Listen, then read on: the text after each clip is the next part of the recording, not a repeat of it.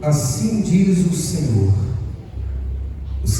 dos exércitos: anda, vai ter com esse administrador, com Sebna, o mordomo, e pergunta-lhe: que é que tens aqui? Ou a quem tens tu aqui, para que abrisses aqui uma sepultura, lavrando em lugar alto a sua sepultura, cinzelando na rocha a tua própria morada? Eis que, como um homem forte, o Senhor te arrojará violentamente, agarrar-te-á com firmeza, enrolar-te-á num invólucro, e te fará rolar como uma bola para a terra espaçosa, e ali morrerás, e ali acabarão os carros da tua glória, ó tu, vergonha da casa do teu Senhor. Eu te lançarei fora do teu posto, e será derribado da tua posição. E naquele dia chamarei o meu servo Eliaquim, filho de Hilquias, vesti-lo-ei da tua túnica, sigilo-ei com a tua faixa, e lhe entregarei nas mãos o teu poder. E ele será como pai para os moradores de Jerusalém e para a casa de Judá. Porei sobre o seu ombro a chave da casa de Davi, e ele abrirá e ninguém fechará, fechará e ninguém abrirá. Amém? Curva a sua cabeça, feche os seus olhos. Senhor Deus e Pai, nós te agradecemos, ó Deus, pela oportunidade de mais uma vez estar aqui na tua casa. Ó Deus, usa a minha vida. Eu sei que nada sou, que nada tenho, e que tudo é pela tua graça e pela tua misericórdia, em nome de Jesus. Amém. Quero fazer uma pergunta para você. Olha aqui para mim. Você teria coragem de entregar a chave da sua casa para qualquer um? Suponhamos que você tivesse que fazer uma viagem, fosse demorar alguns dias, e por não confiar em deixar a sua casa só, você precisa chamar alguém. A quem você entregaria a chave da sua casa?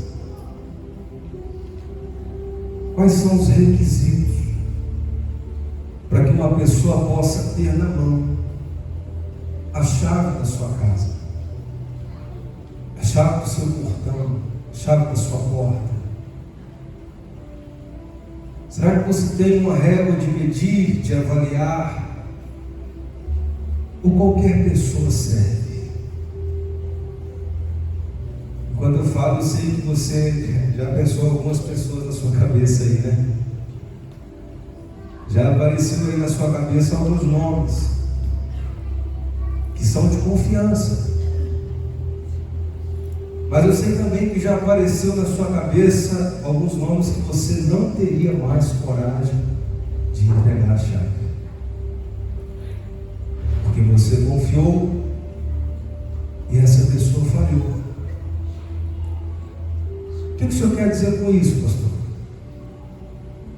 O texto que nós acabamos de ler fala a respeito de dois homens. O primeiro chamado Sebna e o segundo chamado Eliaquim.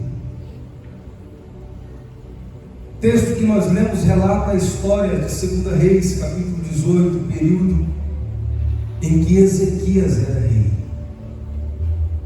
E o povo de Judá estava enfrentando um período muito difícil, uma época muito difícil. E era de costume o rei ter na sua casa, no seu palácio, vários servos para o ajudar a cuidar de tudo. Não era diferente com Ezequias. Ezequias tinha à sua disposição vários homens, e eles ficavam ali e ajudavam Ezequias a cumprir o seu reinado. Dentre esses homens, o que mais se destacava era o mordomo, o chefe. Por se sobressair dos demais, ele recebia na sua mão a chave do palácio. Era ele quem abria as portas, era ele quem dava acesso para a entrada e para a saída, era ele quem proibia a entrada e proibia também a saída.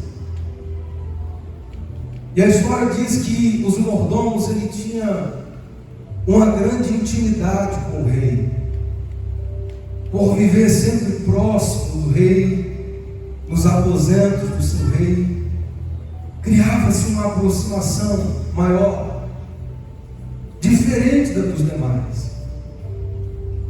E a palavra do Senhor diz em 2 Reis, capítulo 18, que o reinado de Ezequias foi um reinado de sucesso.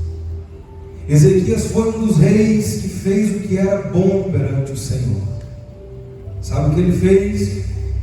Ao assumir o trono de Judá, ele derriba, destrói todos os postes ídolos. A palavra do Senhor diz que ele coloca abaixo todas as estátuas. Toda a idolatria é repreendida, é expelida, é dissipada. Ezequias vem para trazer um renovo, para mudar a situação de Judá. E depois de haver se estabelecido, Ezequias começa a enfrentar muitas guerras. Os assírios, diz a palavra do Senhor, vêm com ímpeto contra Judá, e que tem que reagir fortemente, tem que colocar o seu exército em batalha para vencer. E eles vão à guerra, e eles lutam, eles vão atrás. Ezequias era um homem muito cuidadoso, zeloso. Diz a palavra do Senhor que ele fez tudo o que era reto perante o Senhor. Mas em uma coisa ele falhou. Que foi, pastor? Ele entregou a chave do seu reinado na mão de um mordomo chamado Sebna. Qual era o nome dele? Sebna. E o nome Sebna quer dizer homem poderoso, homem forte, em outras traduções. E esse homem tinha na mão a chave do palácio. Só que o que Ezequias não se atentou é que Sebna não servia ao Senhor. Entenda o cenário para que você compreenda que o Senhor quer falar com você. Ezequias põe abaixo os postes ídolos, retira toda a idolatria, mas a chave do palácio ainda está na mão de um homem ímpio, perdido. E a palavra do Senhor diz lá em Isaías, onde lemos, que Sebna era um homem que planejava a sua sepultura entre os grandes. Ele planejava o seu enterro nos lugares altos, onde eram enterrados os reis. Ele queria se colocar como rei. Ele se igualava aos reis. E a sua preocupação era em ter uma boa sepultura, em ser sepultado entre os reis. Então você diz, pastor, mas não é bom ter uma boa sepultura? Sim, é bom. Essa semana eu ouvi relato de uma sepultura muito bonita, por sinal. É bom. A pessoa é digna sim de receber. Mas o caso de Sebna é que ele não pensava em ninguém mais além de si mesmo. Tanto que o seu nome quer dizer homem poderoso. E ele almejava sempre o poder. E uma pessoa que almeja sempre o poder, ela está disposta a derrubar quem for, seja de qual maneira possível, para chegar onde ela quer. E Sebna era essa pessoa. Sebna era de origem egípcia. Sebna estava preocupado consigo mesmo. Alguém com o coração cheio de orgulho. Lembrando bem que essa pessoa carregava a chave da onde? Do palácio. E o texto de Isaías que nós lemos diz que são duas sentenças, o texto que nós lemos. A primeira diz a respeito de Sebna. Quando o Senhor se cansa de Sebna, quando o Senhor reprova a ação de Sebna, o Senhor então levanta um profeta que vai até ele e lhe dá uma dura sentença. É como se o Senhor estivesse demitindo Sebna do seu posto de mordomo. E o Senhor disse palavras duras para ele, como você leu comigo. O Senhor disse para ele: eu vou te derrubar, eu vou embolar você como uma bola, você vai morrer. O Senhor falou para ele duras palavras. Acredito eu que Ezequias não estava atento a isso. Não estava atento no que estava acontecendo dentro da sua casa, porque a sua preocupação maior também era vencer lá fora. E que eu abro um parênteses para dizer para você: se preocupe com o que está acontecendo dentro da sua casa. Se preocupe com o que se passa dentro da sua casa. E o texto continua. O Senhor, depois de deferir essa sentença a Sebna, ele então começa a falar com outro homem, e o seu nome é Eliaquim, que quer dizer o Senhor levanta. Ou em outra tradução, o Senhor exalta. E a palavra do Senhor diz que ele era filho de Ilquias. E quem era Ilquias, pastor? Ilquias era um servo também no palácio. Aliás, foi Ilquias quem encontrou na reforma do templo o livro da lei e levou até Safã. Foi ele que se despertou para isso. E o nome Ilquias quer dizer: a minha porção é o Senhor.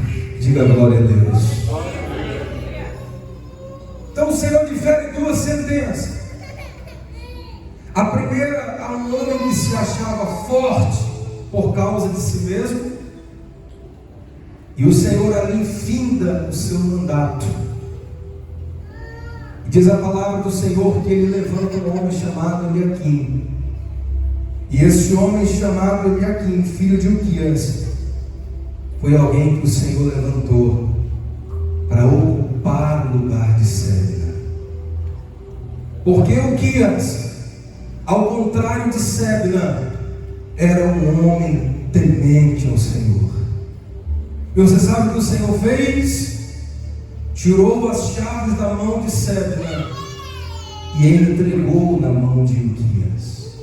Vou repetir: o Senhor tirou as chaves da mão de Sebna e entregou na mão de Ilquias.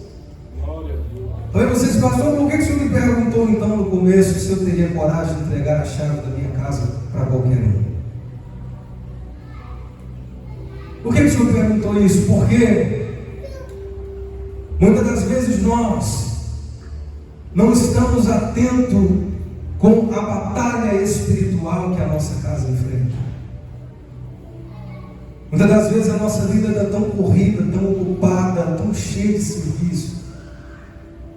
Nós estamos estamos preocupando tanto em prosperar lá fora. Nós estamos preocupando tanto com a nossa sepultura, com coisas materiais, com bens materiais, e esquecemos de cuidar do que está acontecendo aqui dentro. Ei, Senhor, nessa noite quer levantar Ireia 15 aqui. Homens que vão assumir a chave e dizer: aqui quem manda é o Senhor. Não é pela força do homem. Deus quer levantar você nessa noite para que você assuma o seu lugar e diga: aqui não. Porque talvez o inimigo tenha agido dentro da sua casa como estava agindo aqui dentro do palácio, e os seus olhos não estão vendo. Talvez você tenha enfrentado brigas no seu casamento, você tenha enfrentado dificuldade com seus filhos. Talvez você tenha passado dias difíceis na sua saúde e não está percebendo que se trata de uma batalha espiritual. E batalha espiritual não se vence pela força do braço, mas se vence pela fé.